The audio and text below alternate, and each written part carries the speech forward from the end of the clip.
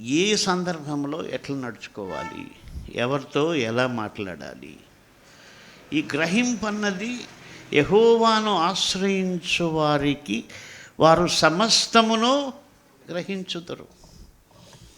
నేను చాలాసార్లు యవనస్తులకి, స్టూడెంట్స్కి చెప్తూ ఉంటాను, ఈ వాక్య ప్రకారం నువ్వు యెహోవాను ఆశ్రయిస్తే నీకు ప్రతి సబ్జెక్టు కూడా అర్థమవుతుంది, ప్రతి సబ్జెక్టును కూడా నీవు గ్రహిస్తావు. ఒకవేళ కొంతమందికి మ్యాథ్స్ గ్రహించే శక్తి ఉండదు, కొంతమందికి ఇంకో సబ్జెక్ట్. బట్ బైబిల్ ఏం చెప్తుందంటే, ఎవరైతే యెహోవాను ఆశ్రయిస్తారో వారు సమస్తమును గ్రహించుదురు, సమస్త సబ్జెక్టులను గ్రహించగలరు, సమస్త విషయాలను గ్రహించగలరు, సమస్త పరిస్థితుల్లో ఎలా ఉండాలో దేవుడు వారికి జ్ఞానం ఇస్తాడు.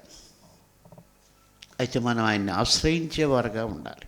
కాబట్టి మన జీవితంలో మనం సమస్యలు తప్పకుండా వస్తాయి.